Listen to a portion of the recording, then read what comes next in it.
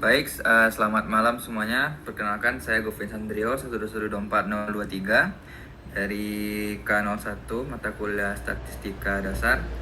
Pada hari ini saya akan menjelaskan tentang beberapa materi praktikum statistika dasar. Yang pertama ada statistika deskriptif. Oke, statistika deskriptif merupakan proses pengumpulan atau penyajian data dengan 3 parameter distribusi. Yang pertama ada ukuran pemusatan data, yang kedua ukuran penyebaran data, dan yang ketiga ukuran kemencengan, skewness, dan kelancipan atau kurtosis. Nah, ini ada rumus-rumusnya, itu ada rumus Mean, rata-rata geometri, jangkauan, dan simpangan kuartil. Nah, lanjut yang ke soal yang telah saya temukan, yaitu saya menemukan data produksi berikut. Menyatakan data produksi pangan Indonesia dari tahun 2010 hingga tahun 2021. Ada padi, jagung, kedelai, kacang tanah, ubi kayu, dan ubi jalar. Nah, jadi saya di sini akan mencari modus dan Mean sekaligus beberapa hal dari library yang telah diinputkan. Yang untuk mencari sum itu adalah jumlah dari data produksi pangan Indonesia tahun 2010 hingga 2021 sesuai dengan data yang telah saya sampaikan. Dan yang kedua ada modus itu adalah nilai yang sering keluar dari data yang telah saya berikan tadi. Oke, selanjutnya ada library SIG, library HMISC, dan library Pastage. Nah, ini adalah beberapa jawaban library yang saya cantumkan. Untuk library tersebut, kode itu tuh mencari beberapa parameter, yaitu ada mean, median, max, range, bahkan kuartil yang dapat saya tampilkan di slide saya. Oke, selanjutnya adalah beberapa diagram yang saya cari terhadap data tersebut. Yang pertama ada scatter plot atau diagram pencar.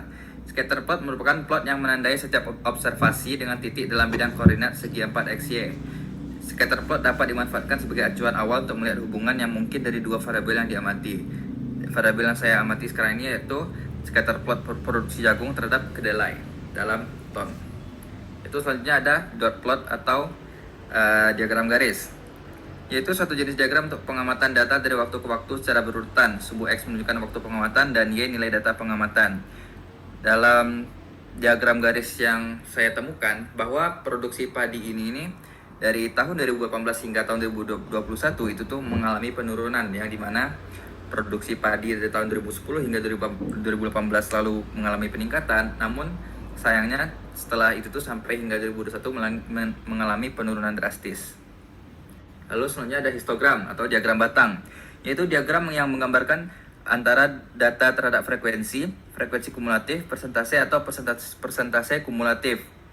Yang saya jadikan parameter yaitu histogram produksi ubi kayu dari tahun 2010 hingga 2021. Untuk tahun 2010 untuk ubi kayu sendiri, yaitu tuh pada tahun keempat mengalami lonjakan yang sangat tinggi seperti yang dapat dilihat.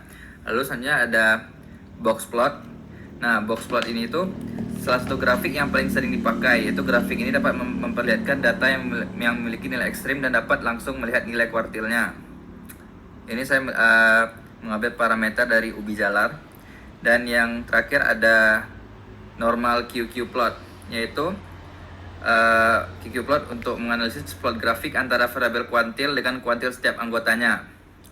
Yang saya ambil yaitu QQ plot untuk kedelai. Dan setelah ditarik garis lurus itu pun kita dapat mengambil regresinya. Oke, selanjutnya ada inferensi statistika, atau bisa kita bilang sebagai penaksiran. Penaksiran adalah penaksiran statistik untuk mencari nilai tunggal dari suatu parameter melalui suatu metode. Sedangkan penaksiran selang untuk mencari nilai sesungguhnya dari suatu parameter berupa suatu nilai yang berada pada interval tertentu. Pada praktikum ini akan dibahas terkait penaksiran selang. Macam-macam penaksiran itu ada 3. Yang pertama penaksiran rataan, 1 min alfa persen untuk satu populasi dapat dibagi menjadi 2. Kasus variansi populasi diketahui dan kasus variansi populasi yang tidak diketahui. Lalu yang kedua ada penaksiran selisih rataan untuk 2 populasi dapat dibagi menjadi 3 bagian, yaitu yang pertama kasus variansi populasi dan populasi 1 dan populasi 2 yang diketahui. Yang kedua ada kasus variansi populasi 1 dan populasi 2 yang tidak diketahui dan dianggap sama. Dan yang terakhir ada kasus variansi populasi 1 dan populasi 2 tidak diketahui dan tidak dianggap sama. Lalu yang ketiga ada penaksiran selang variansi dapat dibagi menjadi 2, yaitu penaksiran selang variansi untuk satu populasi dan penaksiran selang variansi untuk 2 populasi. Lanjut ke soal. Dari data berikut, tentukan selang kepercayaan 98% untuk rataan data produksi dan tentukan selang kepercayaan 95% untuk variansi data produksi minyak bumi. Dari jawaban telah saya dapatkan seperti ini dengan input perhitungan seperti ini, kode-kodenya dari perhitungan manual, dan ini jawabannya bisa dilihat sendiri.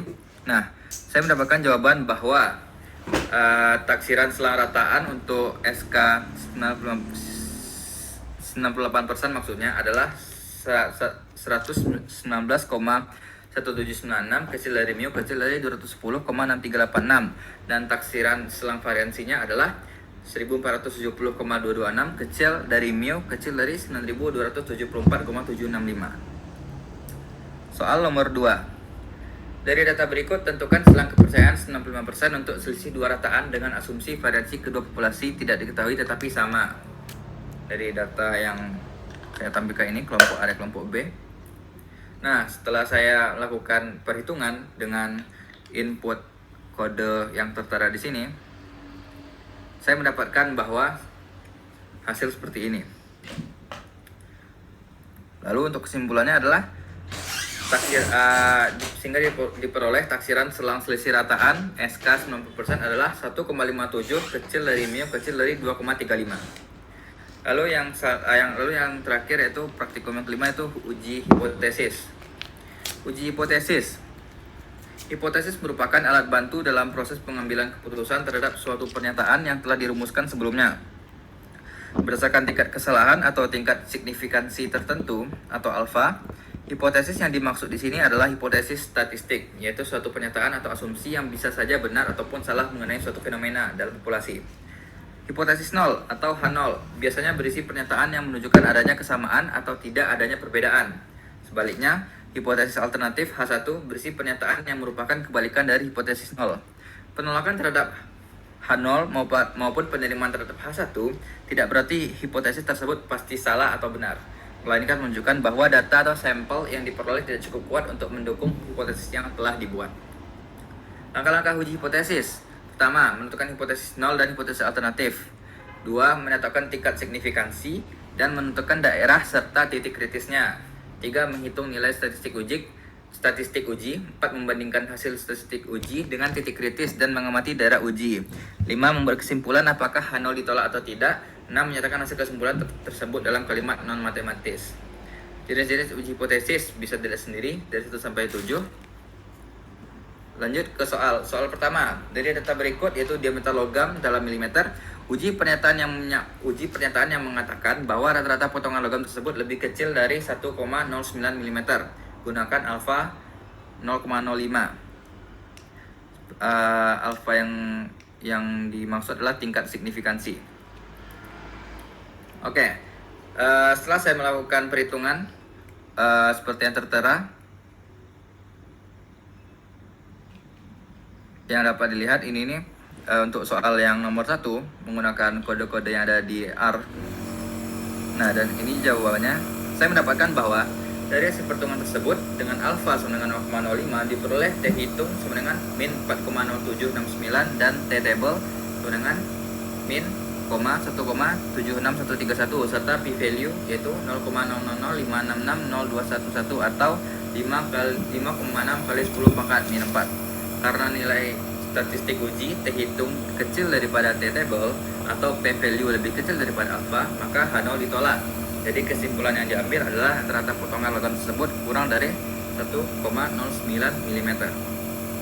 Ini bisa dilihat soal perhitungan ada X, X bar, MU, SN, alpha, dan untuk T hitung, P value, dan T table bisa kita pakai dengan kode yang tertera. Lalu selanjutnya soal yang kedua.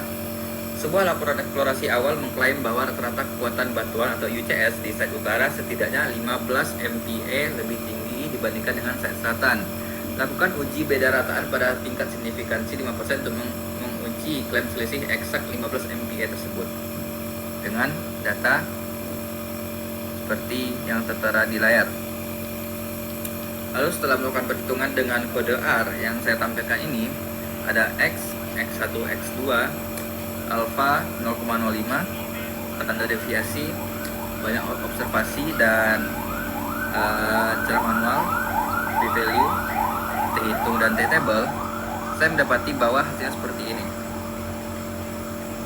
Ada V nya 26,5, T table nya minus 2,33, T hitungnya minus 1,7, dan P value nya 0,01. Dapat disimpulkan bahwa dari hasil pertemuan tersebut dengan alpha 0,05 diperoleh derajat kebebasan atau V dengan 26,503, sehingga T hitung yaitu min 2,33 dan T table min 1,704423 serta P value dengan 0,0138. Karena nilai statistik uji T hitung kecil daripada T table atau P value kecil dari alpha, maka H0 ditolak. Jadi kesimpulan yang diambil adalah bahwa rata-rata kekuatan batuan atau UCS di site utara bukan setidaknya 15 MPa lebih tinggi atau tidak dapat disimpulkan 15 MPa lebih tinggi dibandingkan dengan site selatan. Oke, terima kasih.